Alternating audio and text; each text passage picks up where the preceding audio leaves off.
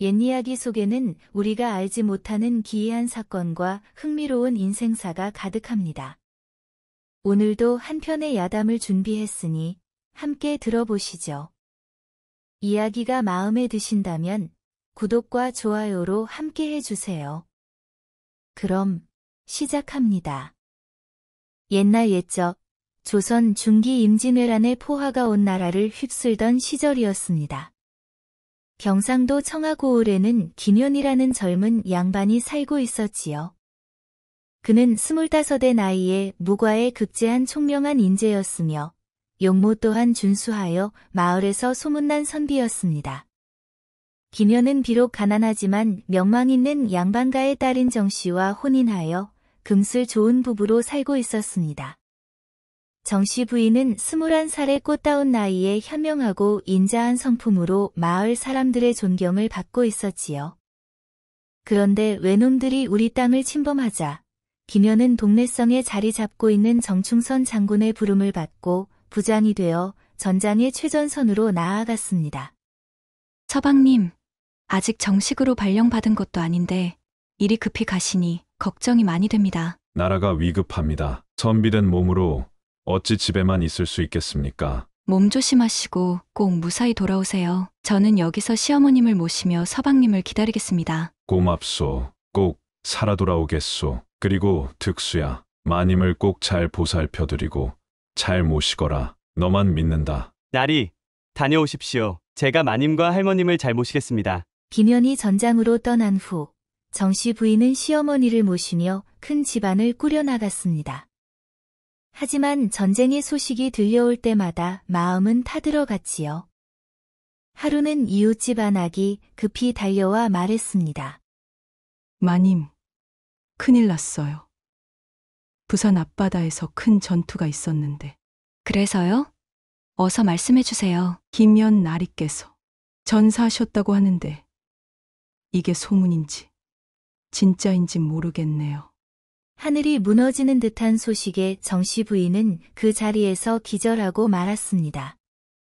23살의 꽃다운 나이에 과부가 된 것이지요.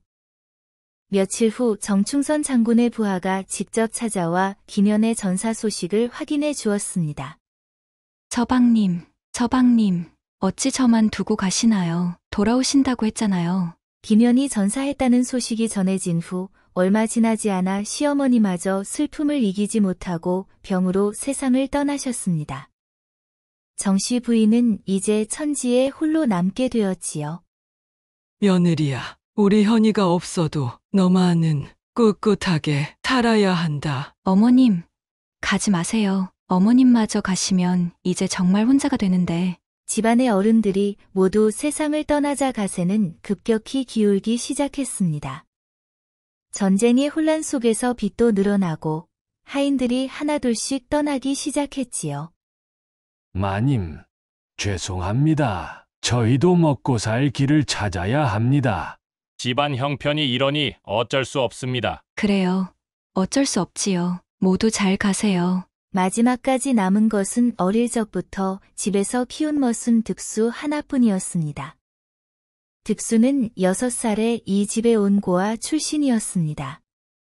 어린 나이에 딱한 사정을 가진 득수를 안타까워하던 김연이 득수를 친동생처럼 아껴주며 글도 가르쳐주고 사람 대접을 해주었던 것이지요. 득수야, 너도 우리와 함께 가자. 이 기울어져가는 집에 있으면 너도 같이 망하는 거야. 아니요, 저는 여기 남겠습니다. 아니, 왜 그래? 충성이 좋기도 하지. 하지만 이제는 정말 끝이야. 마님도 혼자서 어떻게 이 큰 집을 감당하겠어? 나리께서 저를 친동생처럼 아껴주셨는데 제가 어찌 마님을 두고 떠날 수 있겠습니까? 득수야, 다른 사람들 말이 맞다. 너도 이제 갈 곳을 찾아보거라. 이 기울어가는 집에 더 이상 머물러 봐야 너만 고생이다. 마님, 무슨 말씀을 그리 하십니까? 나리께서 늘 말씀하셨습니다. 의리는 목숨보다 무겁다고 하셨지요. 저는 끝까지 마님 곁을 지키겠습니다. 득수야, 내 마음은 고맙지만 이제 정말 어려워졌다. 너까지 고생시킬 수는 없어. 마님, 나리께서 저에게 해주신 은혜를 어찌 잊을 수 있겠습니까? 저는 글도 모르는 고아였는데 나리께서 한글을 가르쳐주시고 사람 구실을 할 수 있게 해주셨습니다. 이 은혜를 배신할 수는 없습니다. 하지만 세상은 착한 사람들에게 더욱 가혹했습니다. 청하 고을의 부호 이만석이 정씨 부인과 정씨 부인의 재산을 노리고 있었거든요. 김연이 죽고 나니 기회가 왔군. 남아있는 것들은 모두 내가 가져가고 말 테다. 이만석은 고을의 관리 박서방과 짜고서 음흉한 계략을 꾸몄습니다. 박서방은 이만석에게서 뇌물을 받고 늘 그의 편을 들어주는 부패한 관리였지요. 어느 날 이만석이 관리를 찾아와 속삭였습니다. 박 관리, 때가 되었소. 정씨 마님 명의로 쌀을 구워다 준 일 말이오. 그 일 말이군. 하지만 부인이 직접 도장을 찍지 않았는데 괜찮겠어? 허허. 그건 걱정 마시오. 내가 이미 부인 몰래 도장을 찍어놨소. 이제 높은 이자를 내세워 빚을 받아내고 답지 못하면 땅과 집을 모두 압류하는 거요. 그렇다면 그 곱디고 마님은 어떻게 하지요? 그때는 관리 나으리의 관노로 삼으면 되겠지요. 그리고 나중에는 나리 마음대로 할 수 있지 않겠소? 좋은 계책이요. 그 고운 부인을 내 관노로 삼아서 벌써부터 기분이 좋군. 며칠 후 가을 하늘이 높고 푸른 어느 날 오후였습니다. 사는 사람 하나 없는 듯 고요하던 정씨 부인의 집 대문을 열고 성난 파도처럼 포졸들이 집으로 들이닥쳤습니다. 정씨 부인, 어서 나오시오. 무슨 일이십니까? 이렇게 큰 소리를 내시며 이만석 어른께 진 빚을 당장 갚으시오. 여기 차용증이 엄연히 있지 않소. 빚이라뇨? 저는 이만석에게 돈을 빌린 적이 없습니다. 부정하지 마시오. 여기 부인의 도장이 선명하게 찍혀 있는데 무슨 말씀이시오? 이상합니다. 분명 제 도장이지만 저는 이런 문서에 도장을 찍은 기억이 없습니다. 기억이 없다고? 빚을 지고도 기억이 없다니. 일단 따라오시오. 가서도 거짓말을 하는지 보겠소. 이때 득수가 마당 일을 하다가 소란 소리를 듣고 달려왔습니다. 무슨 일입니까? 마님께 왜 이렇게 소리를 지르십니까? 머슴 주제에 어디서 끼어드느냐? 저는 이 집 머슴이니 마님에 관한 일이라면 알 권리가 있습니다. 정씨 부인은 차용증을 보고 깜짝 놀랐습니다. 분명 자신의 도장이 찍혀 있었지만 전혀 기억에 없는 일이었거든요. 하지만 증거가 뻔한 상황에서 어찌할 도리가 없었습니다. 이때 이만석이 의기양양한 얼굴로 나타났습니다. 정씨 부인, 어서 빚을 갚으시오. 이자까지 합하면 엄청난 돈이 되었소. 이만석 어른, 저는 정말 돈을 빌린 기억이 없습니다. 혹시 착각하신 것은 아닙니까? 착각이라뇨? 여기 부인의 도장이 선명하게 찍혀 있지 않소. 빚을 갚지 못한다면 이 집과 땅은 모두 내 것이오. 말도 안 됩니다. 마님이 언제 그런 돈을 빌리셨다는 말입니까? 머슴 주제의 주인 일에 끼어들지 마라. 그때 관리 박서방이 음흉한 미소를 지으며 나타났습니다. 정씨 부인, 법은 법입니다. 빚을 갚지 못하니 그에 따른 처분을 받아야 하지요. 나리, 저는 정말 억울합니다. 억울하다 해도 증거가 있으니 어쩔 수 없습니다. 빚을 갚지 못한다면 재산을 몰수하고 재산으로도 빚을 갚지 못한다면 부인은 이제부터 관노가 되어 내 뜻을 따라야 합니다. 무슨 말씀을 하시는 겁니까? 저는 양반가의 부인인데 어찌 관노가 될 수 있단 말입니까? 빚을 지고도 갚지 못했으니 당연한 일이지요. 보아하니 숨겨온 재산도 없는 것 같은데 집도 없고 잘 곳도 없을 테니 오늘 밤부터 내 방에서 주무시는 건 어떠시오? 그런 치욕을 당할 수는 없습니다. 이때 득수가 앞으로 나섰습니다. 그의 얼굴에는 분노가 가득했지요. 나리, 마님은 무과 급제하시고 나라를 위해 목숨을 바친 김연나리의 부인이십니다. 어찌 그런 무례한 요구를 하실 수 있습니까? 이놈이 어디서 감히 관리에게 대드느냐. 무과 급제든 뭐든 살아있어야 의미가 있는 것이지. 이놈도 잡아다 관노로 부리거라? 득수야, 그만두거라. 그들을 거역하면 안 된다. 마님, 정말 말도 안 되는 일입니다. 분명 방법이 있을 것입니다. 아니다, 득수야. 더 이상 자극하면 안 된다. 그만하고 잠시 뒷마당에서 보자꾸나. 정씨 부인은 득수를 조용한 뒷마당으로 불러 속삭였습니다. 득수야, 이미 일이 이렇게 되었으니 어쩔 수 없다. 너라도 어서 이곳을 떠나거라. 마님, 제가 어찌 마님을 두고 갈 수 있겠습니까? 나리께 무슨 면목으로 돌아가겠습니까? 나리를 생각한다면 내 말을 들어라. 여기 있으면 너마저 위험하다. 부디 자유로운 삶을 살 거라. 마님, 죽어도 마님을 지키다 죽겠습니다. 이것은 명령이다. 어서 가거라. 득수는 눈물을 주르륵 흘리며 고개를 끄덕였습니다. 이대로 있어서는 아무것도 해결할 수 없다는 것을 깨달았거든요. 그는 마지막으로 마님께 깊이 절을 올리고는 뒷문으로 사라졌습니다.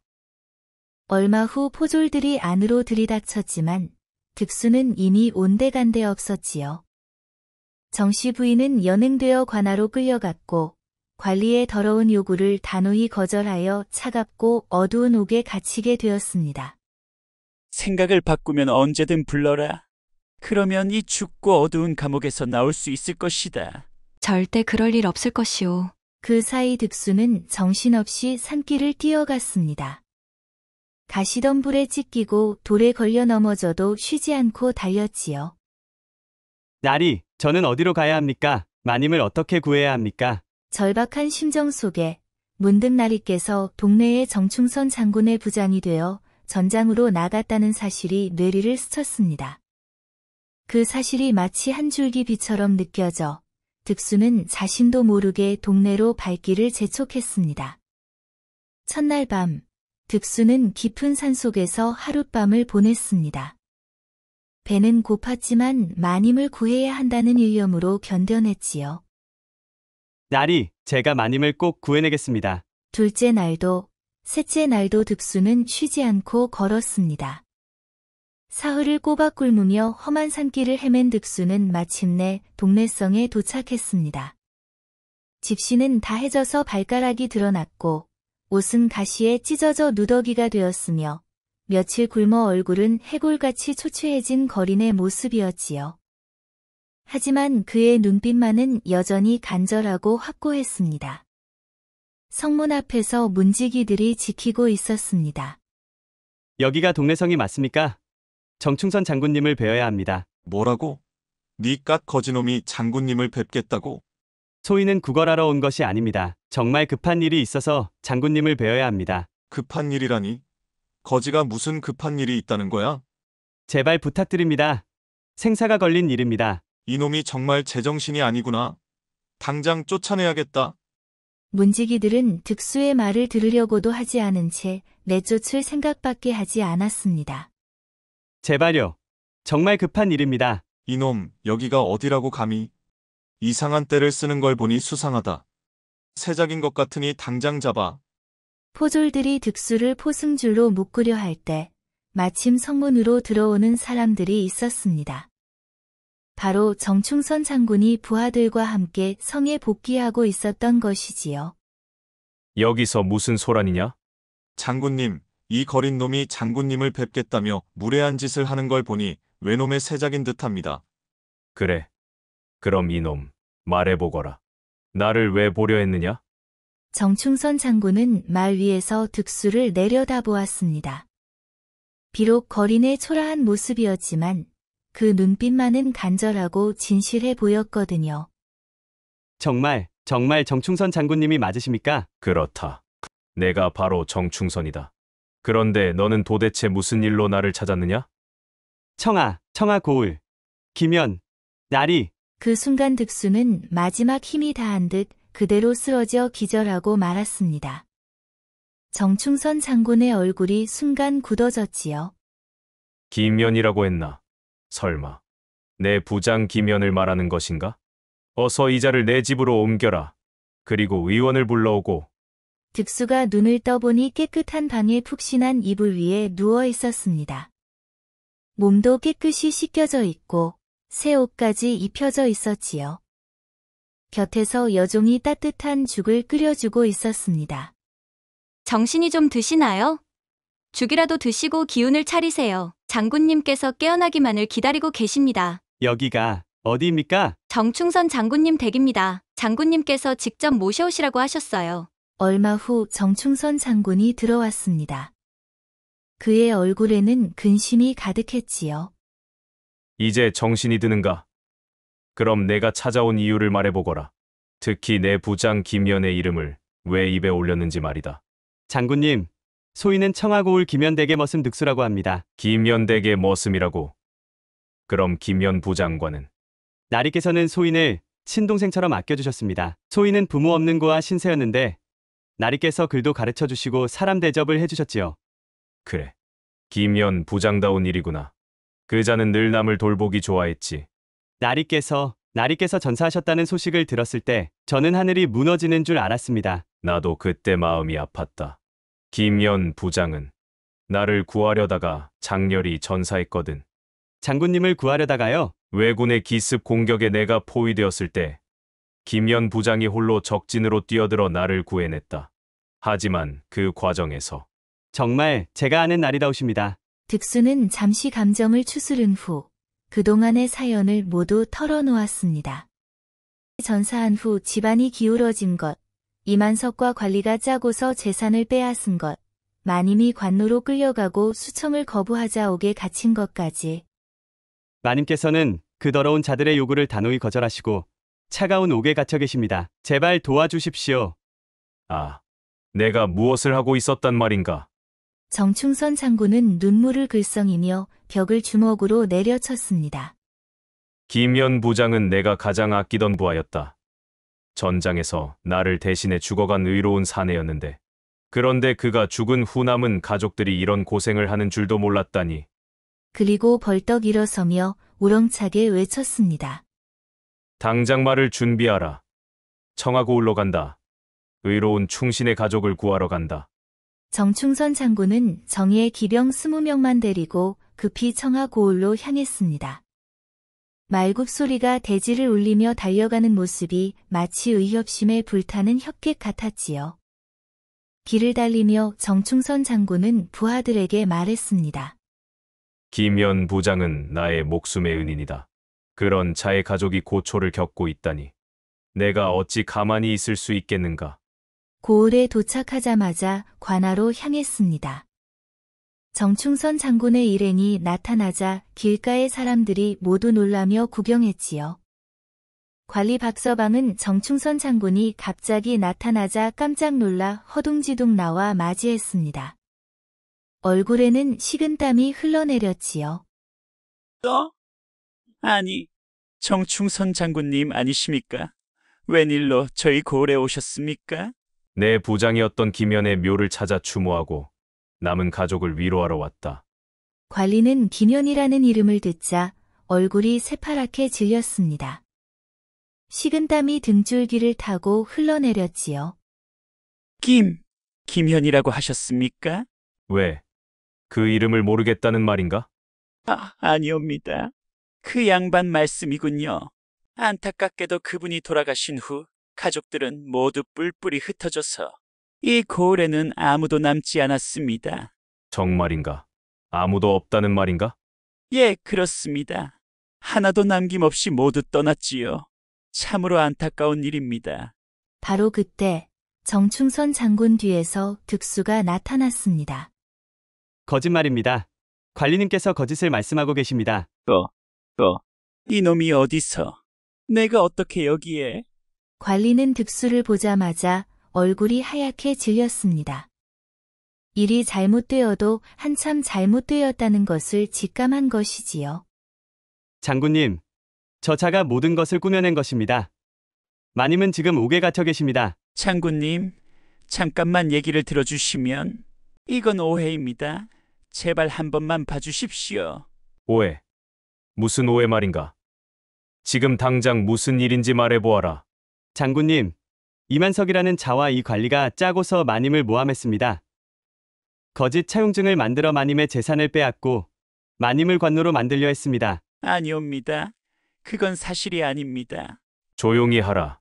당장 김연의 부인을 모셔와라. 관리는 어쩔 수 없이 포졸들에게 지시했습니다. 얼마 후 정씨 부인이 옥에서 나와 정충선 장군 앞에 섰습니다.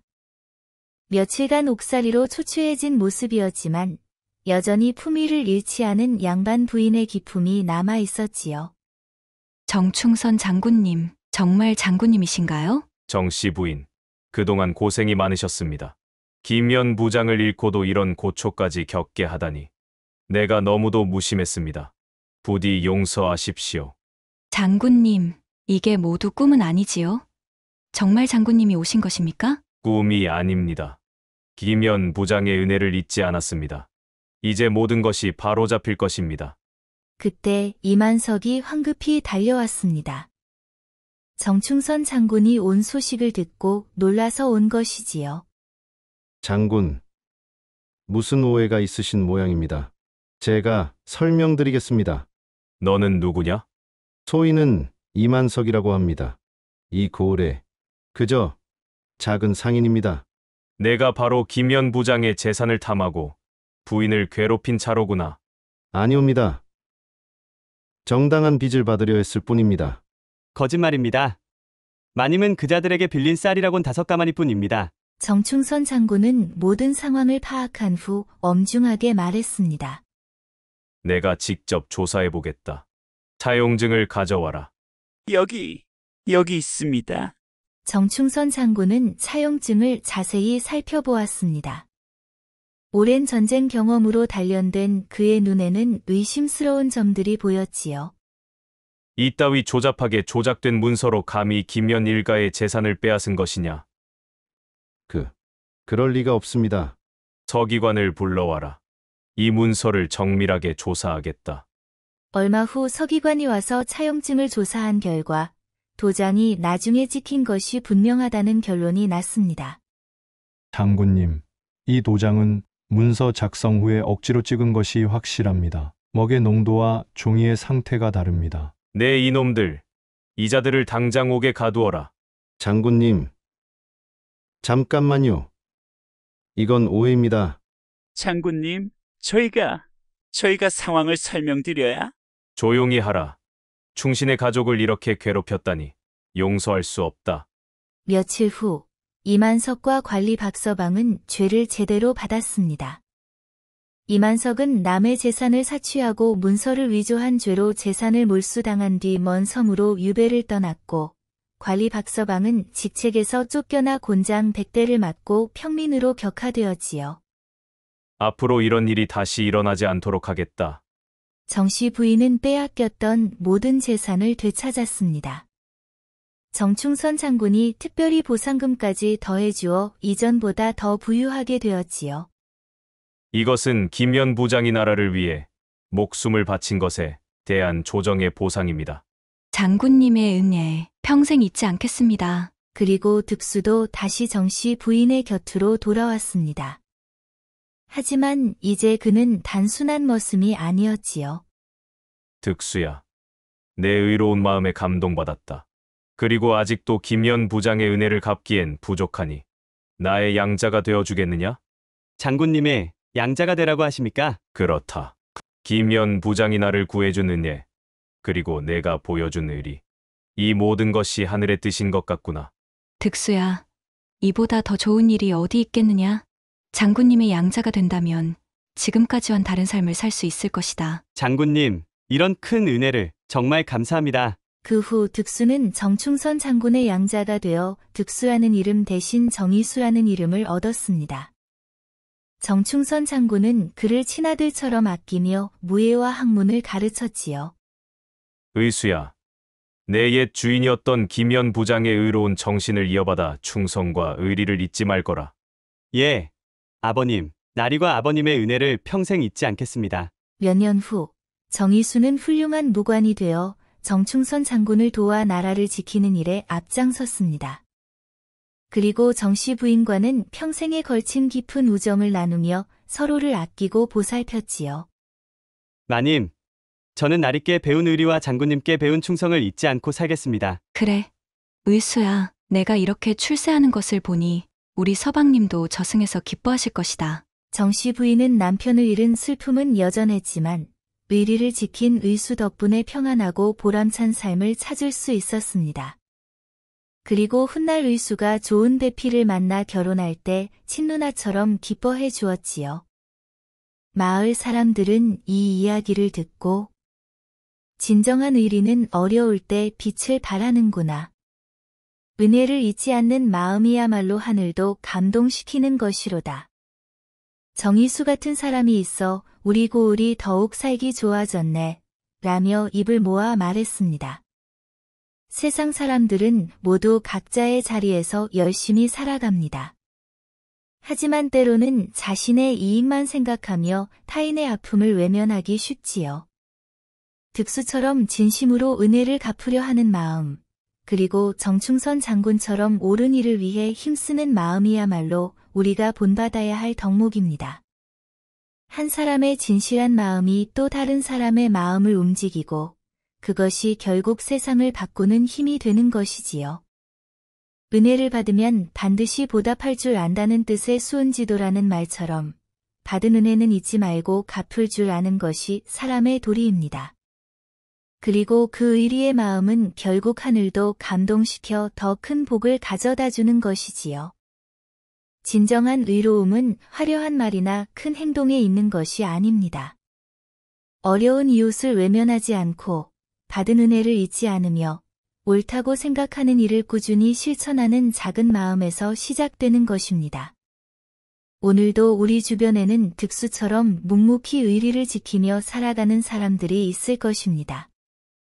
그들의 소중한 마음을 알아보고 격려하는 것, 그리고 우리 자신도 그런 사람이 되려고 노력하는 것이야말로 이 세상을 더 따뜻하게 만드는 길이 아닐까 하는 생각이 드는 이야기입니다. 조선시대, 깊고 울창한 산자락이 감싸하는 작은 마을이 있었습니다. 그 마을에는 여러 사냥꾼들이 모여 살았는데 그 중에 김삼복이라는 사냥꾼이 있었습니다. 삼복은 어릴 적 홀어머니를 모시고 살았는데 어머니는 늘 세상에서 가장 중요한 것은 바른 마음을 지키는 것이니라. 어떤 어려움이 닥쳐도 나쁜 짓은 하지 말거라 라는 말씀을 되풀이하셨답니다. 어머니의 말씀대로 삼복은 성실하고 마음 착했으나 삼복과 달리 마을 사냥꾼들은 대부분 부정한 방법으로 돈을 벌었습니다. 관아에서 엄격히 금지한 임금님의 사냥터에 몰래 들어가 귀한 짐승들을 잡아 비싼 값에 팔았던 것이지요. 그들은 날이 갈수록 돈이 모이고 살림이 넉넉해졌습니다. 부자까지는 아니었지만 여유롭게 살 정도는 되었습니다. 마을의 사냥꾼 우두머리 격인 최복동은 꽤나 손재주가 좋았습니다. 그는 장전과 활솜씨가 뛰어나 한 번도 빈손으로 돌아온 적이 없었지요. 어느 날 그런 최복동이 사냥꾼 무리와 함께 삼복을 불러 말했습니다. 여복의 삼복이 어째서 자네만 그리 가난하게 사는가? 우리가 가는 사냥터에 함께 가세. 거기는 귀한 짐승들이 많아 한 마리만 잡아도 한 달은 넉넉히 살 수 있다네. 형님, 저는 괜찮습니다. 그곳은 임금님의 사냥터로 들어가면 안 되는 곳이지요. 법을 어기는 일은 하고 싶지 않습니다. 허허, 이 순진한 녀석, 세상살이가 그리 호락호락한 줄 아느냐? 눈앞에 이익도 못 보고 그저 옳고 그릇만 따지니 그래서 자네는 평생 가난을 벗어나지 못하는 것이야. 세상에서 자네만 양심 있고 착한 줄 아는가? 우리도 다 양심 있게 사는 거라고. 삼보가 세상은 실속이 중요한 법이야. 그런 고지식한 태도로는 평생 굶주리며 살 것이야. 네, 어머니도 하늘에서 보면 안타까워하실 게다. 삼복이 내가 좋아하는 향단이도 가난한 남자한텐 시집 안 갈걸? 계속 그러고 살면 내가 그냥 채가는 수가 있어. 여자들은 배고픈 정직함보다 배부른 편안함을 택하는 법이지. 사냥감들이 모두 금지된 사냥터에서 잡혀버리니 사냥감도 적게 잡히고 살림도 항상 빠듯했습니다. 그럼에도 불구하고 삼복은 어머니의 가르침을 늘 마음에 새기며 정직하게 살았습니다. 삼복은 매번 사냥꾼들에 함께하자는 제안을 거절했고 그때마다 그들은 삼복을 비웃고 바보 취급했습니다. 양손 가득 사냥감을 들고 돌아오는 사냥꾼들은 빈손으로 돌아오는 삼복을 보며 정직함이 밥 먹여주나? 그저 가난만 부르는 허울 좋은 미덕일 뿐이지 라며 무시했습니다. 최복동과 그의 무리들은 몰래 고을 원님에게 뇌물을 바치고 있었습니다. 매달 잡은 짐승 중 가장 좋은 것을 골라 원님 댁 부엌으로 보내곤 했지요.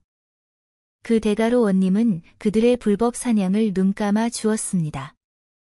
원님은 본래 탐욕스럽고 부패한 관리로 백성들의 고통보다는 자신의 배를 채우는데 더 관심이 많았습니다. 어느 날 최복동과 사냥꾼들은 삼복을 강제로 데리고 갔습니다.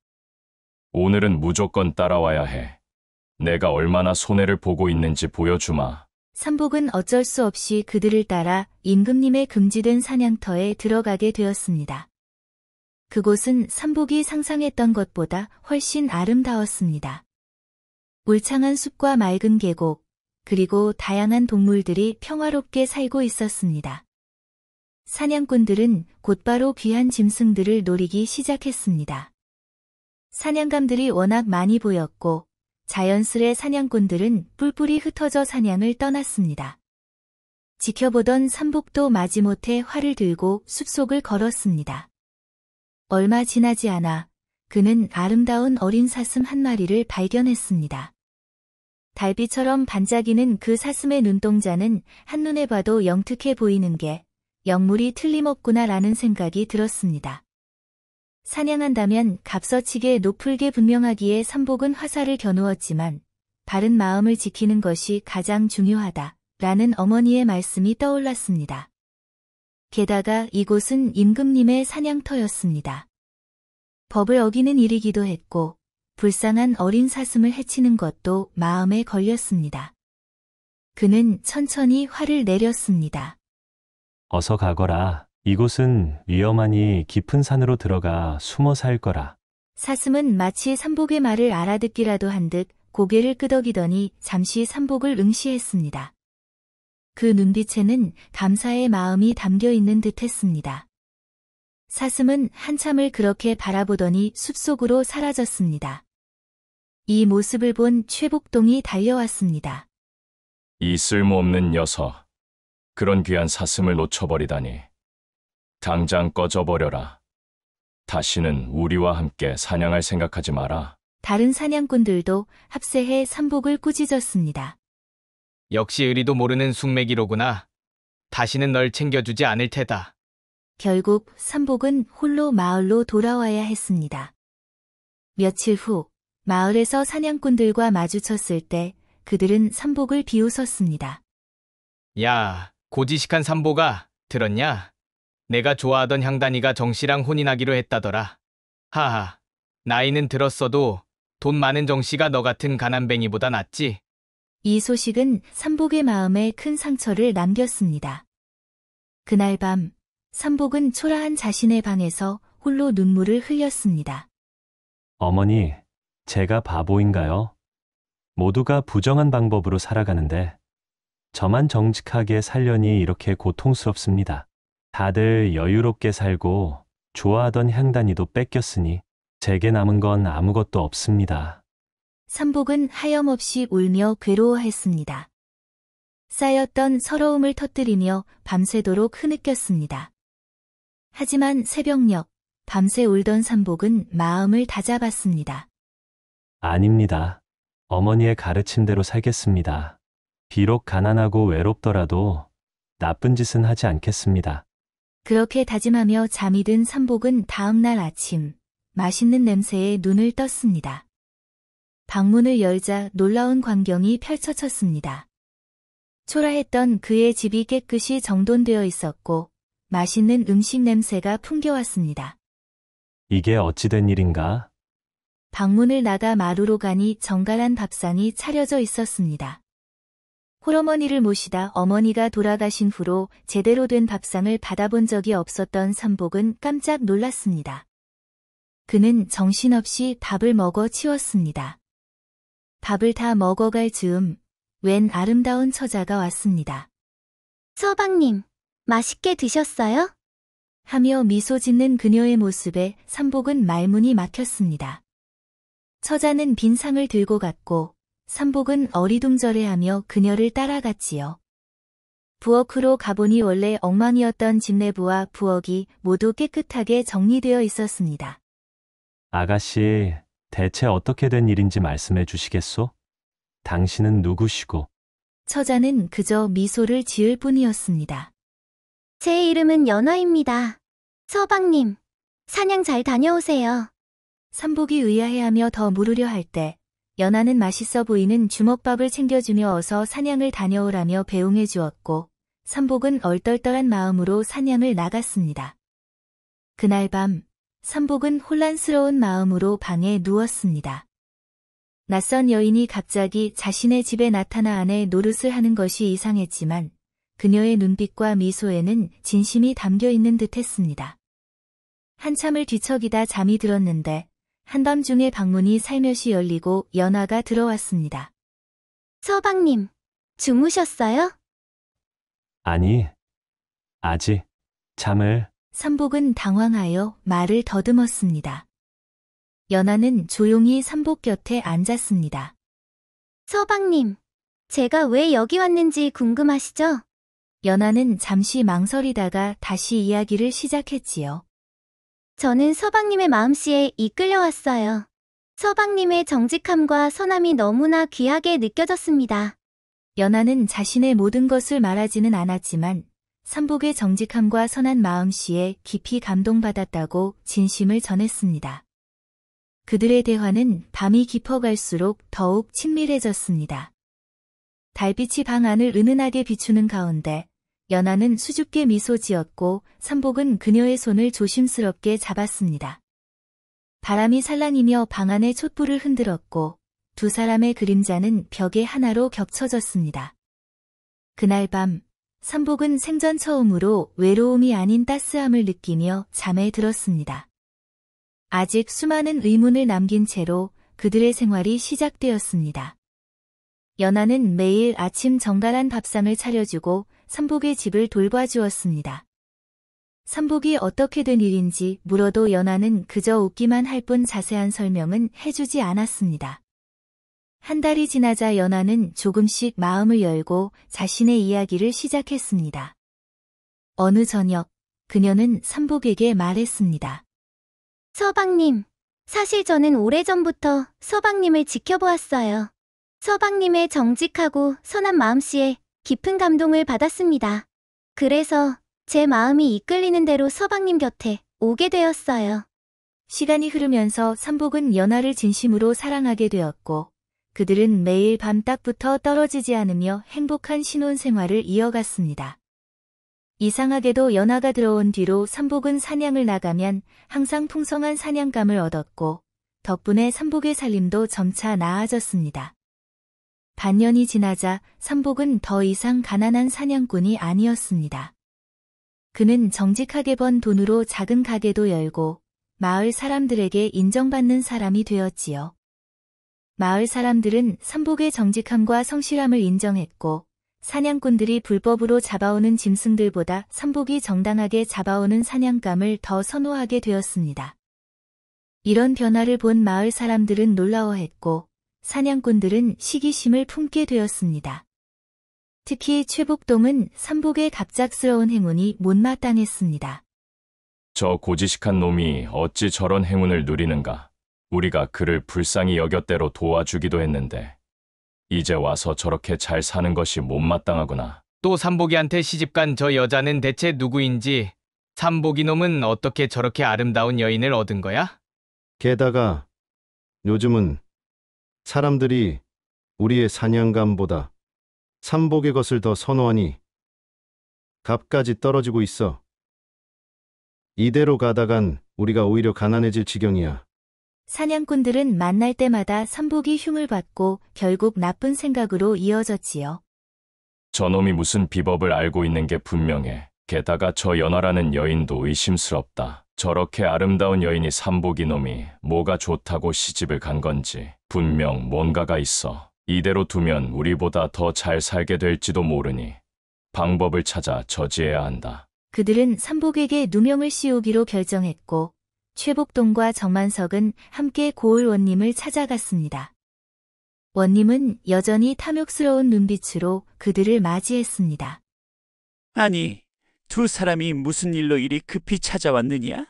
원님, 이번에 제가 특별히 큰 멧돼지 한 마리를 잡았는데 원님 댁에서 드시면 좋을 것 같아 가져왔습니다. 그래, 수고했다. 원님은 만족스러운 미소를 지으며 옆에 있는 하인에게 멧돼지를 받아가라고 손짓했습니다. 그런데 원님, 한 가지 고민이 있어 찾아뵙게 되었습니다. 무슨 일인가? 마을에 김삼복이라는 사냥꾼이 있는데 요즘 갑자기 큰 부를 이루고 있습니다. 사냥만으로 얻을 수 있는 부가 아닌 것 같은데 불법 사냥을 하는 건 아닐까 싶습니다. 원님은 눈을 가늘게 뜨며 물었습니다. 그래? 그자가 불법 사냥을 한다고? 네, 원님, 그자의 불법 행위 때문에 마을의 성실한 사냥꾼들의 생계가 위협받고 있습니다. 원님은 턱을 쓰다듬으며 생각에 잠겼습니다. 그는 사실 삼복에 대해 들은 적이 있었습니다. 마을 사람들 사이에서 정직함과 성실함으로 점차 인정받고 있다는 소문이었지요. 게다가 그는 최복동과 정만석처럼 뇌물을 바치지도 않았습니다. 원님에게는 이런 사람이 눈엣가시 같았습니다. 그렇군. 내가 한번 살펴보겠다.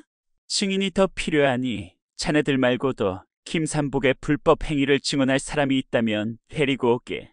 그럼 처벌해주지. 최복동과 정만석은 서로 눈빛을 교환하며 미소 지었습니다. 그들은 자신들의 계획이 성공할 것을 확신했습니다.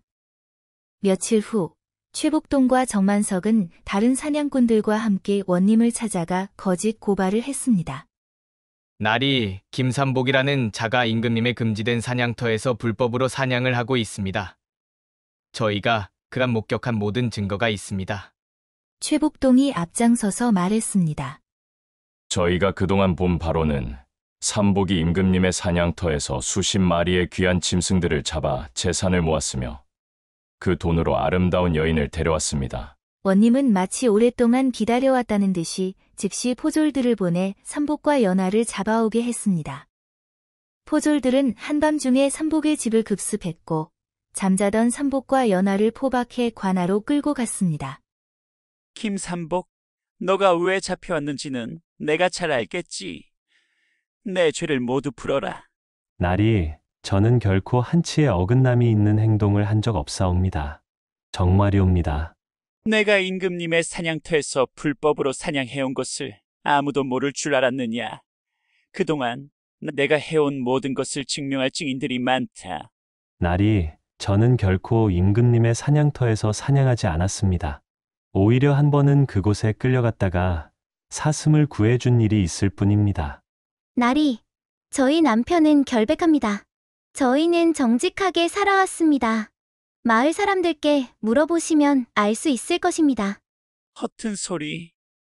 마을의 모든 사냥꾼들이 너의 죄를 증언하고 있다. 너의 재산은 모두 몰수하고 김삼복은 관노로 삼고 그의 처는 수청을 들어야 할 것이다. 날이, 그게 대체 무슨 말씀이시옵니까? 제 재산과 저를 잡아가시는 건 괜찮지만 저의 처는 건드리지 말아 주시옵소서. 간곡히 부탁드리옵니다.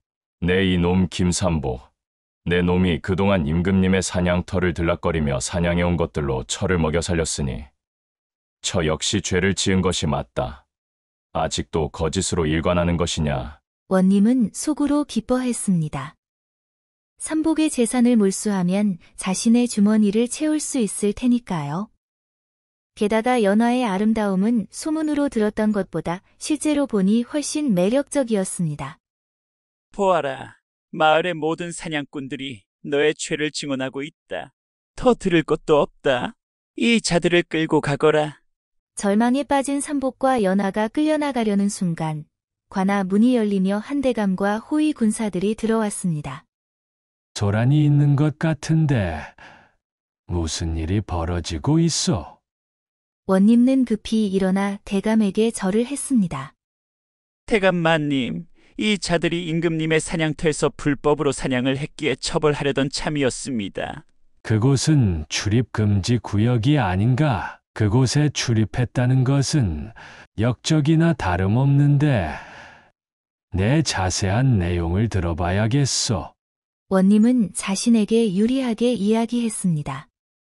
이 김삼복이라는 자가 임금님의 사냥터에서 귀한 짐승들을 불법으로 잡아 재산을 모았으며 그 재산으로 아름다운 여인을 데려왔다고 합니다. 마을 사냥꾼들이 모두 이를 증언하고 있습니다. 대감은 사냥꾼들을 바라보았습니다. 그대들이 보았다는 증거를 말해 보시오. 최복동이 앞장서서 대답했습니다. 네, 대감마님. 저희는 삼복이 임금님의 사냥터에서 사슴 10마리, 노루 8마리, 멧돼지 5마리, 그리고 토끼 수십 마리를 잡는 것을 보았습니다. 그는 항상 밤에 몰래 가서 사냥을 하곤 했습니다. 정만석도 거들었습니다. 맞습니다. 대감마님.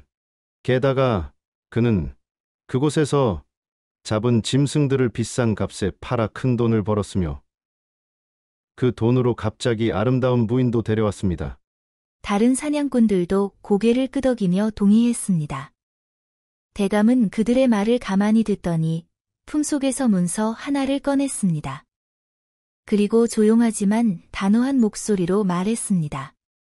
흥미롭구나. 그런데 이상하게도 지난 1년간 임금님의 사냥터를 드나드는 밀렵꾼들이 있어 몰입꾼들을 배치했다네.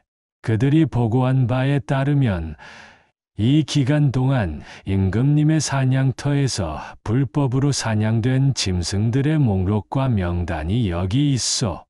대감은 문서를 펼치며 계속했습니다. 사슴 10마리, 노루 12마리, 멧돼지 7마리, 토끼 32마리, 꿩 45마리. 그는 하나하나 짐승들의 종류와 숫자를 정확히 읽어 내려갔습니다. 사냥꾼들의 얼굴이 점점 파랗게 변해갔습니다.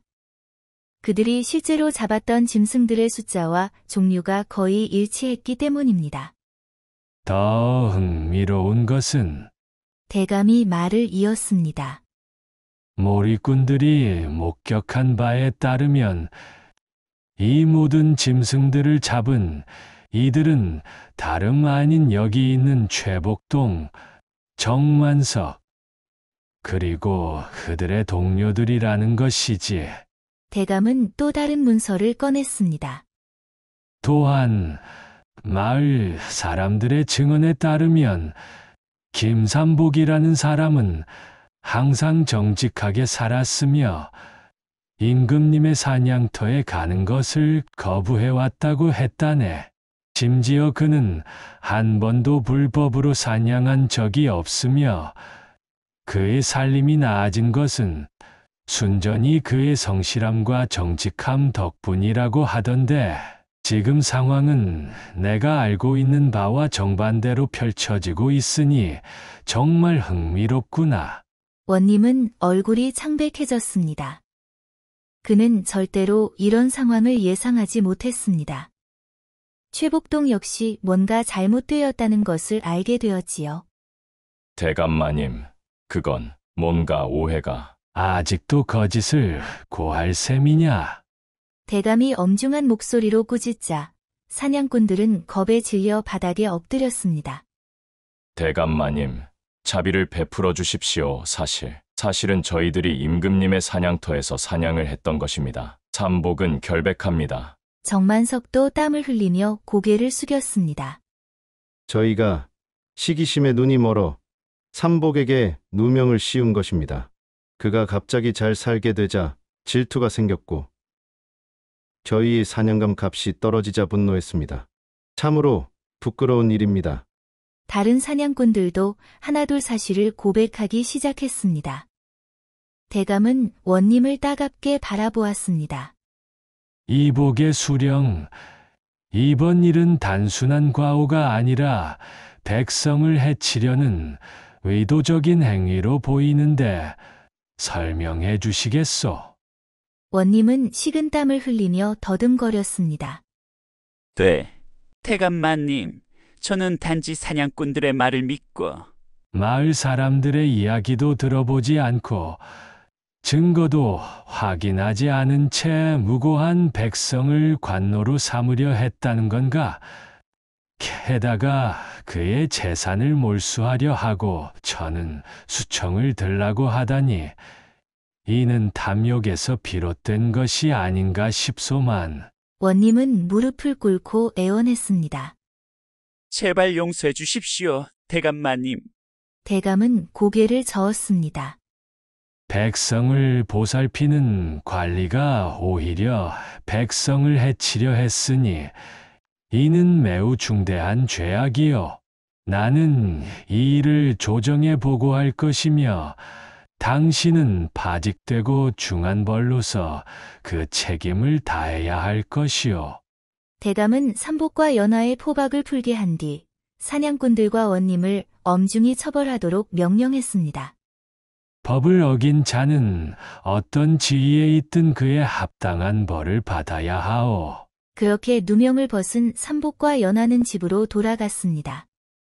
하지만 이야기는 여기서 끝나지 않았습니다. 다음 날, 대감이 직접 삼복의 집을 찾아왔습니다. 대감은 연하를 보고 미소를 지었습니다. 이 남자가 내가 선택한 사람이냐? 연하는 부끄러운 듯 고개를 끄덕였습니다. 네, 아버지. 삼복은 놀라서 입을 다물지 못했습니다. 대감이 연하의 아버지라니. 그제서야 그는 어제 관하에서 자신들을 구해준 대감과 연하 사이의 묘한 분위기가 이해되었습니다. 대감마님께서 연하의 아버지이셨습니까? 대감은 삼복에게 설명했습니다. 나는 연하의 아버지이자 내가 풀어준 어린 사슴의 아비이기도 하다. 우리는 조선 대대로 내려온 영물이며 우리를 보호하기 위해 임금님께서 그 숲을 사냥 금지 구역으로 지정하셨다. 나는 인간의 형태로 조정해서 일하며 살고 있지. 삼복은 어안이 벙벙했고 가슴이 벅차올랐습니다. 충격과 놀라움, 그리고 경이로움이 한꺼번에 밀려왔습니다. 그럼 연하는 그렇다. 자네가 그날 풀어준 어린 사슴이 내 딸 연하라네. 연하는 그때부터 너를 주시해왔고 내 정직함과 선한 마음에 깊은 감동을 받았다. 그 은혜를 갚고 싶었지.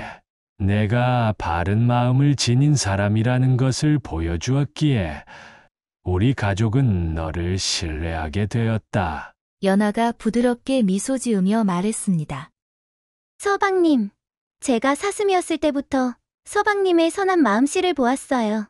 그날 서방님이 저를 놓아주셨을 때 저는 그 마음씨에 반해버렸어요. 그래서 용기를 내어 서방님 곁에 오게 되었답니다. 삼복은 감사와 감동의 눈물을 흘리며 말했습니다. 제가 한 일이라곤 그저 옳은 일을 했을 뿐인데 이런 큰 축복을 받게 되다니 정말 꿈만 같습니다. 대감은 미소 지었습니다. 바른 마음을 지키는 것이야말로 가장 귀한 보물이니라. 세상은 때로 그런 마음을 가진 이를 바보라 부르지만 결국에는 그런 이가 진정한 복을 받는 법이지. 그 후로 삼복과 연하는 더욱 행복하게 살았습니다. 대감의 도움으로 삼복은 사냥을 그만두고 장사를 시작했으며 정직한 상인으로 큰 부를 이루었습니다. 그들은 자신들의 재산을 어려운 이웃들과 나누며 베풀며 살았습니다. 세월이 흘러 삼복과 연하 사이에는 아들딸이 태어났고 그들도 부모님처럼 정직하고 선한 마음씨를 가진 사람으로 자랐습니다. 아이들은 가끔 달빛 아래에서 사슴으로 변신하는 놀이를 하며 즐거워했고 삼복은 그런 아이들을 보며 행복한 미소를 지었습니다. 어느 봄날 마을 장터에서 삼복은 우연히 향단이를 마주쳤습니다. 한때 그가 짝사랑했던 향단이는 이제 수척해진 모습으로 채소를 팔고 있었습니다. 삼복 씨, 오랜만이네요. 향단아, 여기서 보는구나. 잘 지냈느냐? 향단이는 쓸쓸한 미소를 지었습니다. 글쎄요. 정만석은 불법 사냥 일로 벌을 받고 관노가 되었고 저는 혼자 아이를 키우며 살고 있어요. 당신이 부러워요. 삼복 씨. 당신은 항상 옳은 길을 선택했으니까요. 삼복은 향단이와 그 아이를 도와줘야겠다고 생각했습니다. 그들에게 작은 집과 일자리를 마련해 주었고, 때로는 연하가 직접 만든 음식도 보내주었습니다. 향단이는 그 은혜를 한없이 감사히 여겼습니다. 한때 저는 당신을 바보라고 생각했어요. 하지만 이제 알아요. 진정한 바보는 눈앞에 이익만 줬던 우리였다는 것을요. 향단이는 양철수라는 성실한 농부와 재혼하여 행복한 가정을 이루었고, 삼복과 연하는 그들의 혼례에 축하를 보냈습니다. 마을 사람들은 정직한 마음이 결국 큰 복을 부른다더라. 바보 취급을 받더라도 바른 길을 걷는 것이 진정한 지혜로다. 라며 삼복의 이야기를 통해 중요한 교훈을 얻었습니다. 이 이야기는 대대로 전해져 내려왔으며 사람들은 어려움 속에서도 바른 길을 걷는 이들에게 항상 이렇게 말했습니다. 세상이 바보라 손가락질해도 바른 마음을 지키면 하늘이 복을 내리니라. 마치 눈 속에서도 푸른 소나무처럼 굳건히 자신의 도리를 지키는 자가 진정한 승리자니라. 이것이 바로 설중송배, 어떤 어려움 속에서도 절개를 지키면 마침내 복을 받는다는 교훈을 담은 바보 사냥꾼 삼복의 이야기입니다. 한양에서 남쪽으로 30리쯤 떨어진 곳, 청계산 자락에 자리 잡은 어느 마을이 있었습니다. 이곳은 맑은 시냇물이 굽이쳐 흐르고 봄이면 복숭아꽃과 살구꽃이 만발하여 한 폭의 그림 같다고 소문이 자자한 곳이었지요. 이 아름다운 마을 한가운데 기와집 하나가 쓸쓸히 서 있었습니다. 한때는 이 고을에서 가장 큰 저택이었던 이 집은 대대로 문과 급제자를 배출한 명망 높은 양반 가문의 종택이었습니다. 하지만 세월의 무정한 풍파와 거듭된 흉년, 그리고 주인의 병환으로 인해 옛 위용은 간데없이 사라져버렸지요. 넓던 사랑채는 반쯤 무너져 내렸고 아름답던 정원은 잡초가 무성했으며 연못에는 썩은 잎사귀들만이 둥둥 떠다니고 있었습니다. 이제 그 집에는 50을 간 넘긴 호랍이 김참판과 그의 외동딸 월화만이 남아 하루하루를 근근히 버텨나가고 있었습니다. 김참판은 젊은 시절 한양에서 벼슬을 하며 청렴결백한 관리로 이름을 날렸지만 아내가 산후병으로 세상을 떠난 뒤 시리에 빠져 고향으로 내려온 지 벌써 10년이 넘었지요. 그 사이 몸은 날로 쇠약해져 이제는 하루도 기침과 열병을 떨쳐내지 못하는 신세가 되어버렸습니다. 월화야, 아비가 이 모양이니 내가 얼마나 고생스럽겠느냐. 차라리 내가... 아버님, 무슨 말씀을 그리 하세요. 제가 있잖아요. 곧 나으실 거예요. 18 꽃다운 나이의 월화는 어머니를 빼닮은 미인이었습니다.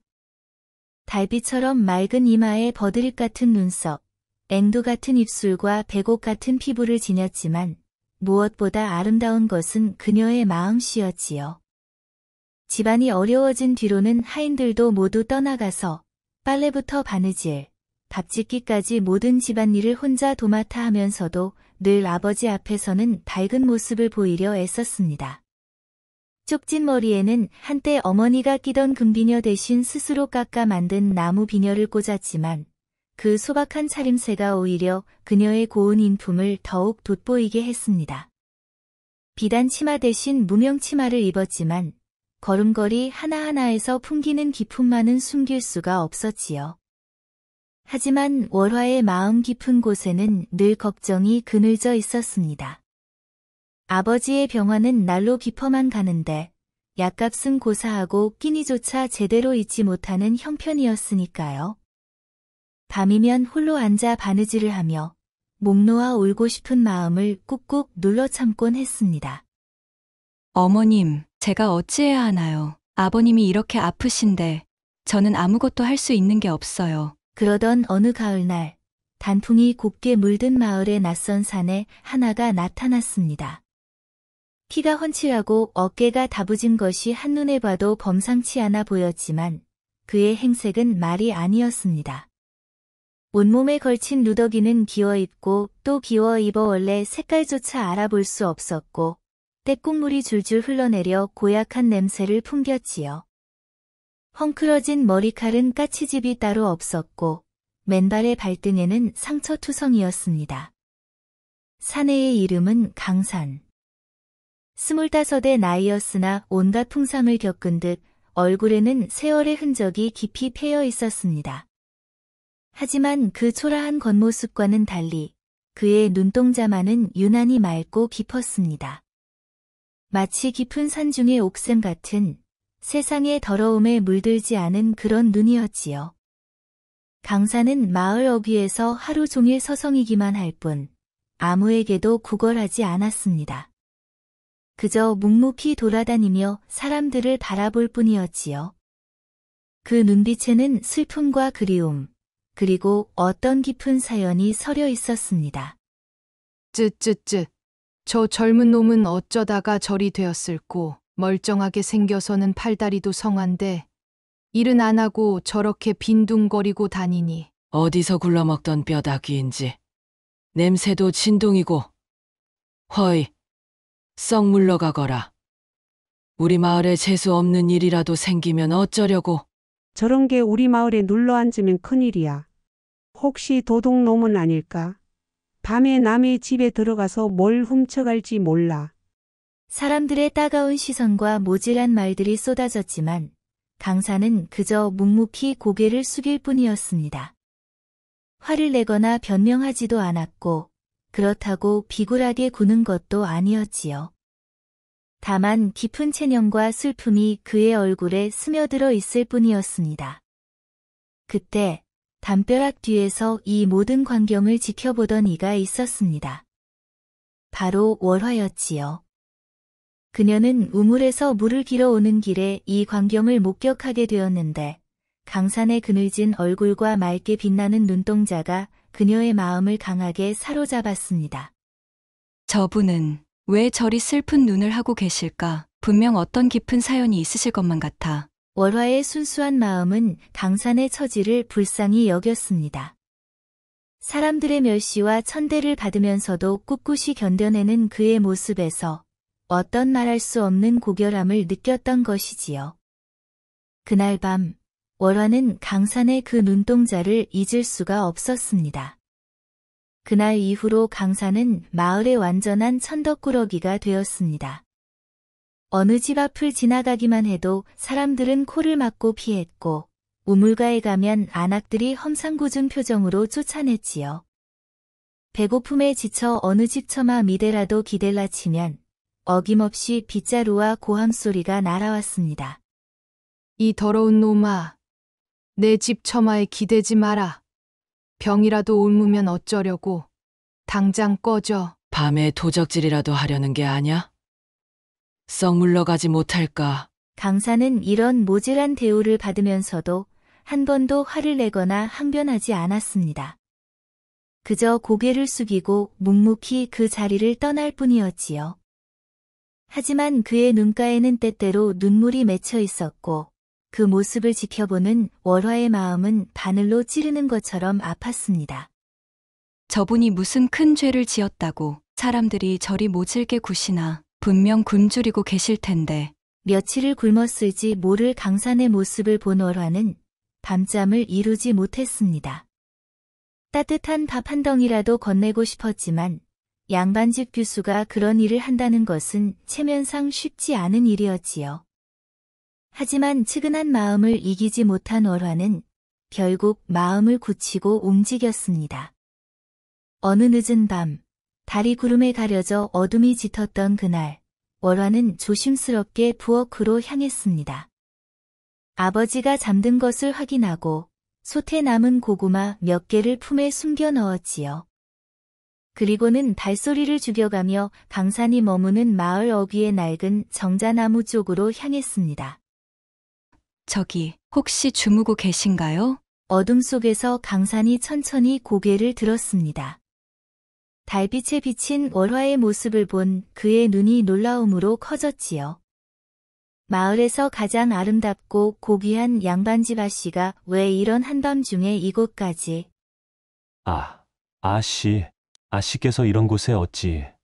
괜찮으시다면 이거라도 좀 변변치 못한 것이지만 강산의 눈에 눈물이 그렁그렁 맺혔습니다. 오랫동안 사람들의 멸시와 천대만 받아오던 그에게 이런 따뜻한 온정을 베푸는 사람이 나타났다는 것이 꿈만 같았지요. 아씨, 어찌 나 같은 거지에게 이런 은혜를. 바로 그때였습니다. 저 멀리서 횃불 불빛이 흔들리며 다가오고 있었지요. 순찰을 돌던 마을 장정들이었습니다. 월화의 얼굴이 순간 하얗게 질렸습니다. 아니, 이게 누구십니까? 월화 아씨 아니십니까? 이런 누추한 곳에 이 밤중에 어인일로. 저 더러운 거지 놈과 함께 계신 겁니까? 아씨, 이건 안 됩니다. 아씨, 저런 더러운 것과 가까이 하시면 병이라도 옮습니다. 게다가 양반집 아씨가 이런 일을 하시면 온 마을의 입에 오르내릴 텐데 어서 이리 오십시오. 이 소동을 듣고 잠에서 깬 마을 사람들이 하나둘 나와 구경하기 시작했습니다. 웅성거리는 소리가 점점 커졌고 월화의 얼굴은 더욱 하얗게 질려갔지요. 세상에. 양반집 규수가 거지와 말을 섞다니. 이게 무슨 꼴입니까? 집안 망신이 이만저만이 아니겠어요. 아이고, 참판댁에서 이 소식을 들으시면 얼마나 놀라실까요? 병환 중이신데 이런 충격까지. 아니에요. 그냥 불쌍해서. 월화는 어쩔 수 없이 발길을 돌려야 했습니다. 하지만 마을 사람들의 시선은 따갑기만 했고 수군거리는 소리는 귀에 못이 박히는 듯 했지요. 그날 밤 월화는 베개를 적시며 울었습니다. 하지만 그녀의 착한 마음은 포기할 수 없었습니다. 며칠 뒤부터 월화는 더욱 조심스럽게 강산을 도왔습니다. 사람들의 눈을 피해 헛간 뒤쪽에 음식을 놓아두기도 하고 비 오는 날에는 낡은 우산을 몰래 두고 가기도 했지요. 때로는 어머니의 유품인 솜옷을 꺼내어 쌀쌀한 밤을 견디라고 놓아두기도 했습니다. 부디 건강하게 지내세요. 언젠가는 좋은 날이 오실 거예요. 강산은 월화가 베푸는 이 은혜를 조용히 받았습니다. 아무 말 없이, 하지만 그 따스한 마음이 그의 얼어붙은 가슴을 조금씩 녹이고 있었지요. 그는 늘 멀리서 월화의 뒷모습을 바라보며 이 은혜는 반드시 갚겠다고 마음속으로 깊이 다짐했습니다. 아씨, 이 은혜 죽어서도 잊지 않겠소. 언젠가 반드시 갚을 날이 올 것이오. 그해 겨울은 유독 춥고 길었습니다. 김참판의 병세는 급격히 악화되어 기침 소리는 밤낮으로 집안을 메웠고 열은 좀처럼 떨어지지 않았지요. 숨소리는 갈수록 가팔라져서 조금만 움직여도 숨이 차서 말을 잇지 못할 지경이었습니다. 월화야, 아비가 이제 정말. 아버님, 그런 말씀 마세요. 곧 나으실 거예요. 제가 무슨 일이 있어도 아버님을 낫게 해드릴 거예요. 의원이 와서 맥을 짚어보더니 심각한 표정을 지었습니다. 참판님의 병세가 이미 깊이 들어가셨습니다. 인삼과 녹용 그리고 천산 설연화 같은 귀한 약재를 써야만 가망이 있을 텐데 하지만 그 약값이 만만치 않을 것입니다. 약값은 걱정 마세요. 얼마나 들든 구해오겠습니다. 최소한 은자 100냥은 들어갈 것입니다. 월화의 얼굴이 하얗게 질렸습니다. 은자 100냥이라니. 지금의 집안 형편으로는 꿈도 꿀 수 없는 큰돈이었지요. 집에는 당장 끼니를 잇기 위한 쌀 한 톨도 없는 형편이었는데 말입니다. 그날 밤 월화는 어머니의 유품들을 뒤져보았습니다. 혹시 팔만한 것이 있나 싶어서였지요. 하지만 이미 생활이 어려워진 뒤로 값나가는 것들은 모두 내다 팔아버린 뒤였습니다. 월화는 속수무책으로 아버지의 야위어가는 모습만 지켜보며 밤새 눈물로 지새웠습니다. 하늘이시여, 제발 아버님만은 살려주세요. 저는 무엇이든 할 수 있습니다. 목숨이라도 바치겠으니. 바로 그때였습니다. 그 소식을 어찌 들었는지 강산이 읍내에서 가장 큰 약초상인 회춘당을 찾아갔습니다. 회춘당은 한양의 궁중에까지 약재를 납품하는 유명한 상점이었지만 그만큼 주인의 눈도 높아서 아무나 상대하지 않는 곳이었지요. 뭐야? 구걸하러 온 거냐? 여긴 내 놈 같은 거지가 올 곳이 아니다. 냄새가 진동하니 썩 나가거라. 구걸이 아니오. 월화 아씨댁 아버님께 드릴 약재를 지으러 왔소. 가장 좋은 것으로 최고급 인삼과 녹용, 천산 설연화까지 부탁하오. 뭐? 하하. 미친 소리를 하는구나. 내 놈이 그 비싼 약값을 치를 수나 있다는 말이냐? 그런 약재들을 합치면 은자 100냥은 좋게 들어갈 텐데. 강사는 품속에서 무언가를 조심스럽게 꺼내 탁자 위에 올려놓았습니다. 고운 비단으로 짠 손수건이었지요. 오랫동안 간직해온 듯 구겨지고 때가 묻어 있었지만 그 재질이 고급스러움과 한쪽 구석에 수놓아진 자그마한 난초 문양은 예사 물건이 아님을 말해주고 있었습니다. 특히 그 난초 문양은 금실로 정교하게 수놓아진 것으로 궁중의 수방에서나 볼 수 있는 솜씨였지요. 이것을 맡길 테니 약재값은 한양 안동 김씨 문중에 청구하시면 될 것이오. 이 손수건을 보시면 틀림없이 아실 것이오. 허. 무슨 거지가 주워온 헝겊 조각 하나 가지고 와서 안동 김씨를 들먹여? 당장 이런 쓰레기를 가지고 꺼지지 못할까? 약초상이 손수건을 쳐내려 하자 강산의 눈빛이 순간 서늘하게 빛났습니다. 당황한 기색이 역력했지만 그는 약초상의 팔을 붙잡고 간절히 말했지요. 주인장, 제발 한 번만 속는 셈 치고 나를 믿어주시오. 사람 목숨이 달린 일이오. 놓아라. 더러운 놈아. 내 팔에 손대지 마라. 이렇게 빌겠소. 만약 이것이 거짓이라면 내 목을 내놓을 것이고 사실이라면 추후에 몇 배로 보상하겠소. 강산이 갑자기 무릎을 꿇자 약초상도 당황했습니다. 그는 강산의 눈을 빤히 쳐다보았지요. 비록 행색은 남루했으나 말씨의 묻어나는 기품과 절박함 속에서도 흔들리지 않는 눈빛이 어딘가 이상했습니다. 그리고 저 비단 손수건. 자세히 보니 보통 물건은 아니었지요. 이상하다. 저 손수건의 질감이며 이 정교한 수놓음, 그리고 저 사내의 말투. 설마. 약초상은 한참을 망설였습니다. 직감적으로 뭔가 심상치 않다는 느낌이 들었지요. 결국 그는 반신반의하며 결정을 내렸습니다. 좋다. 한번 믿어보겠다. 하지만 만약 거짓이라면 너는 죽을 줄 알아라. 강산이 구해온 약 덕분에 김참파는 잠시 차도를 보였습니다. 기침이 조금 잦아들고 열도 내려가는 듯했지요. 월화는 기뻐하며 밤낮으로 아버지를 간병했습니다. 하지만 그 기쁨도 잠시뿐이었습니다. 좋은 약재를 쓰자 몸은 조금 나아졌지만 집안의 근본적인 형편은 더욱 어려워졌지요. 그 해봄, 연이은 흉년으로 쌀값이 치솟았고 집안에는 정말 끼니를 잇기도 어려운 상황이 되었습니다. 바로 이 틈을 비집고 읍내에서 돈 많은 늙은 중인 상인 하나가 월화에게 혼담을 넣어왔습니다. 그의 이름은 박윤상.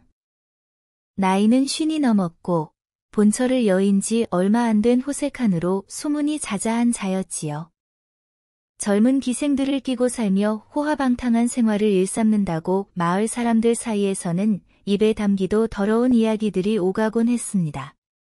사돈어른, 제가 듣기로는 병환이 깊으시다고 하던데 참으로 걱정입니다.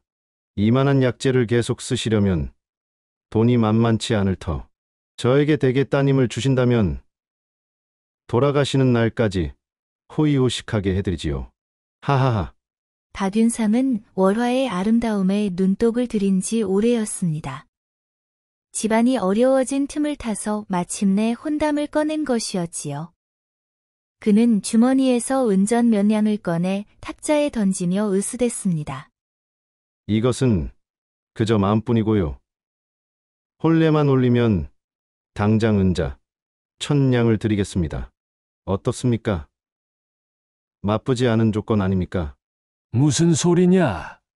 내 비록 굶어 죽을지언정 내 귀한 딸을 자네 같은 장사치에게 팔아 넘길 수는 없네. 에이, 참판님도 너무 고집스럽게 구시는군요. 이 세상이 어떤 세상입니까? 돈이 없으면 사람도 아닌 대접을 받는 세상인데 최면이 밥 먹여줍니까? 양반의 자존심으로 혼담을 거절했지만 현실은 냉혹했습니다. 박윤상이 돌아간 뒤 김참판의 병세는 다시 악화되었습니다. 아마도 분노와 걱정으로 인한 것 같았지요. 그리고 집에는 정말로 쌀 한 톨 남지 않게 되었습니다. 아버님, 제가 뭔가 해결책을 찾을게요. 걱정하지 마세요. 월화야, 아비가 무능해서 너를 이런 고생시키는구나. 그날 밤 월화는 꺼져가는 아버지의 숨소리를 들으며 밤새 울었습니다. 창밖으로는 차가운 봄비가 내리고 있었고 방 안은 어둡고 쓸쓸하기만 했지요. 결국 그녀는 아버지를 살리기 위해 모든 것을 체념하기로 결심하게 됩니다. 어머님, 제가 이제 어찌해야 할까요? 아버님을 살리려면. 며칠을 고민하던 월화는 마침내 마음을 굳혔습니다. 아버지가 잠든 사이 그녀는 조용히 붓을 들고 편지를 써내려갔지요. 박윤상 어른께 지난번 혼담 받아드리겠습니다. 편지를 다 쓰고 나자 월화는 한참 동안 그 자리에 주저앉아 있었습니다. 이것은 곧 자신의 인생을 포기하는 것과 마찬가지였으니까요. 하지만 아버지의 생명보다 소중한 것은 없었습니다. 그렇게 월화가 죽음과도 같은 심정으로 박윤상의 집으로 향하는 길이었습니다.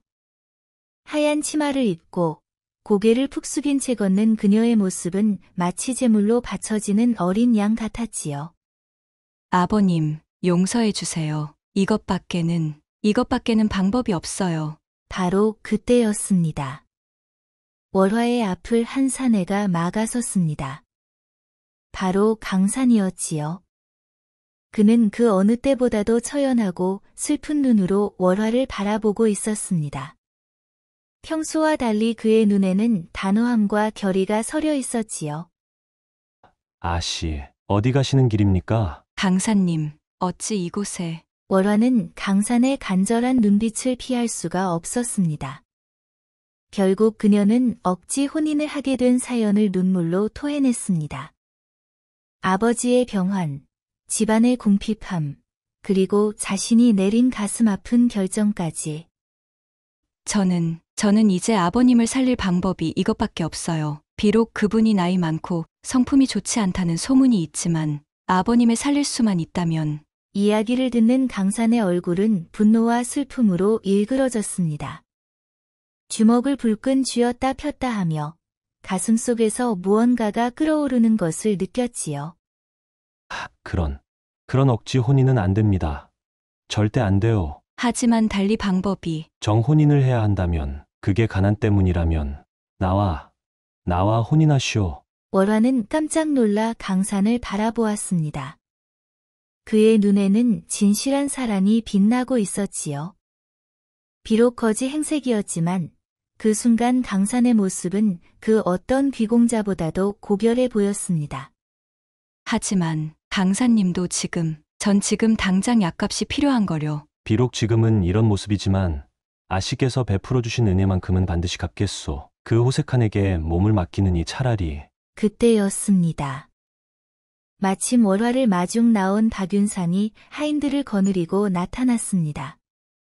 그는 화려한 비단옷을 차려입고 기름진 얼굴에 음탕한 미소를 띠고 있었지요. 오, 신부가 벌써 오고 있었구나. 그런데 이게 무슨 소란이냐? 박윤상이 강산을 보자 얼굴이 찌푸려졌습니다. 네 이놈. 더러운 거지. 놈이 감히 어디서 신성한 혼사끼를 맡고 회방을 놓는 것이냐. 여봐라. 저놈의 주리를 틀어서 혼을 내주어라. 하인들이 강산에게 달려들자 강산이 갑자기 하늘이 떠나갈 듯 크게 외쳤습니다. 그 목소리에는 이제까지 숨겨왔던 위험과 권위가 실려 있었지요. 멈춰라. 나는 안동 김씨 명문가의 차남 김강산이다. 내 놈들이 감히 누구에게 손을 대려 하느냐. 그 말을 들은 박윤상과 하인들은 잠시 멈칫했다가 곧 배를 잡고 웃기 시작했습니다. 하하. 아이고 배야. 이친놈이로구나. 거지가 오래 군더니 헛것이 보이나. 내 놈이 안동 김씨면 나는 이 나라의 임금이겠다. 하하. 바로 그 순간 저 멀리서 누군가 숨을 헐떡이며 달려왔습니다. 바로 회춘당의 약초상이었지요. 그는 손에 강산이 맡겼던 그 비단 손수건을 소중히 들고 있었고 얼굴에는 놀라움과 경외감이 가득했습니다. 잠깐만요. 모든 분들, 잠깐만 멈춰 주십시오. 뭐야? 약장수 영감이 왜 여기서 난리야? 이분이 진짜 김진사댁 도련님이십니다. 제가 한양에 사람을 보내서 확인하고 오는 길입니다. 약초상은 떨리는 손으로 비단 손수건을 높이 들어 올렸습니다. 이 손수건을 보십시오. 이것은 안동 김씨 문중에서 대대로 내려오는 표식입니다. 한양의 김씨 종가에서 직접 확인해 주었습니다. 이런 물건은 문중의 직계 후손이 아니면 가질 수 없는 것이라고 하더군요. 순간 주변의 모든 소음이 멎었습니다. 박윤상의 오만한 웃음소리도 하인들의 비웃음도 모두 사라졌지요. 사람들의 비웃음은 경악으로 박윤상의 오만한 얼굴은 점점 하얗게 질려갔습니다. 그뿐만이 아닙니다. 김씨 종가에서는 이미 몇 년 전부터 차남 도련님이 세상 공부를 위해 집을 나가셨다고 하더군요. 그리고 그 도련님의 이름이 바로 강산. 강산은 비록 누더기 같은 옷을 입고 있었지만 그 순간 그의 자세와 눈빛은 그 누구보다도 고결하고 위엄이 있었습니다. 마치 용이 승천하는 것처럼 숨겨진 본래의 모습이 드러나기 시작했지요. 그렇소. 나는 안동 김씨 문중의 김강산이요. 아버지의 명에 따라 세상의 쓴맛과 사람들의 참된 인심을 배우기 위해 신분을 숨기고 유랑하던 중이었소. 그럴 리가. 이게 무슨...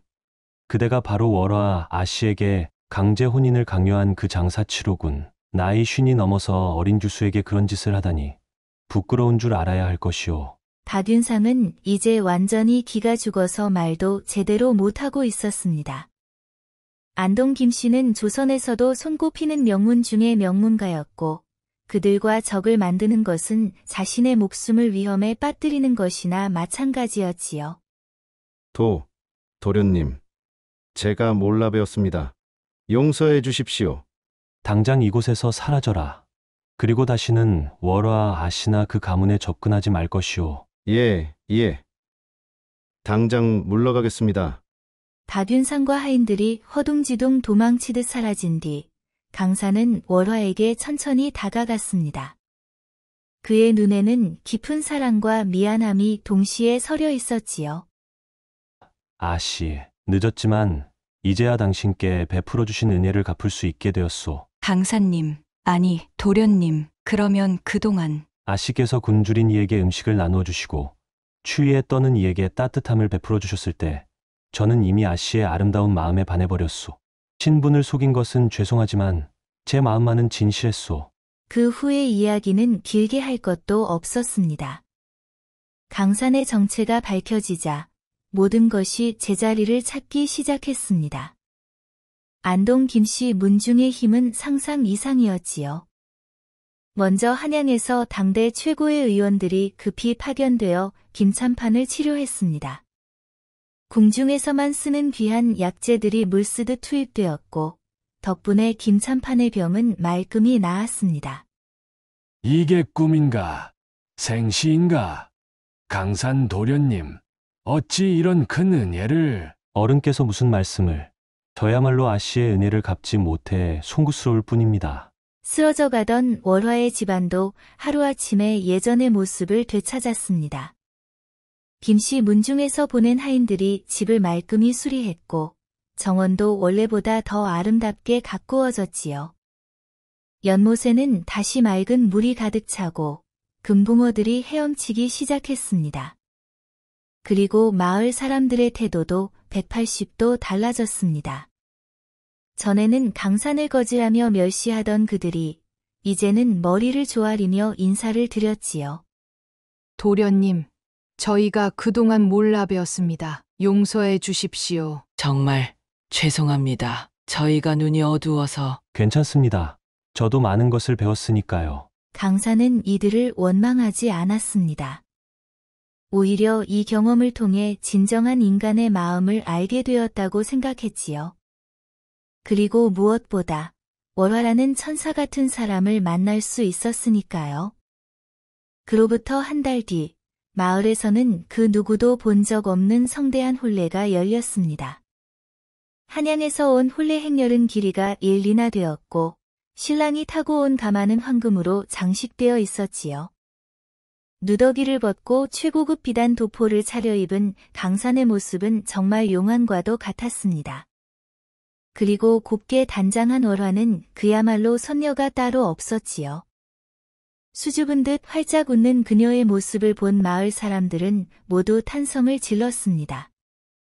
혼례식이 끝난 뒤 강산과 월화는 마을 어귀의 그 정자나무 아래에 함께 섰습니다. 그들이 처음 만났던 바로 그 자리였지요. 그때는 정말 꿈에도 생각 못했어요. 이렇게 될 줄이야. 저도 마찬가지입니다. 하지만 지금 생각해보니 그때부터 이미 운명이 정해져 있었던 것 같아요. 앞으로도 평범한 사람들의 마음을 잊지 말아요. 그게 저희가 만날 수 있었던 이유니까요. 그렇습니다. 평생 잊지 않겠습니다. 그들의 사랑 이야기는 온 고을에 전설처럼 전해졌습니다. 멸시와 천대 속에서도 따뜻한 마음을 잃지 않았던 선량한 아씨와 그 은혜를 잊지 않고 사랑으로 보답한 고귀한 도련님의 이야기. 참으로 하늘이 맺어준 아름다운 인연이었습니다. 그 후 강산과 월화는 백년해로하며 많은 자녀를 두었고 그들 모두 부모의 착한 마음씨를 물려받아 훌륭한 사람들이 되었다고 합니다. 그리고 그들이 살던 마을은 은혜마을이라는 이름으로 불리게 되어 오늘날까지도 선한 마음의 소중함을 일깨우는 곳으로 기억되고 있습니다. 세상에는 아직도 풀리지 않은 이야기들이 많습니다. 다음에도 흥미로운 야담을 들고 찾아오겠습니다. 이 이야기가 재미있었다면 지인들과도 함께 나눠보세요. 그럼 다음 이야기에서 다시 뵙겠습니다.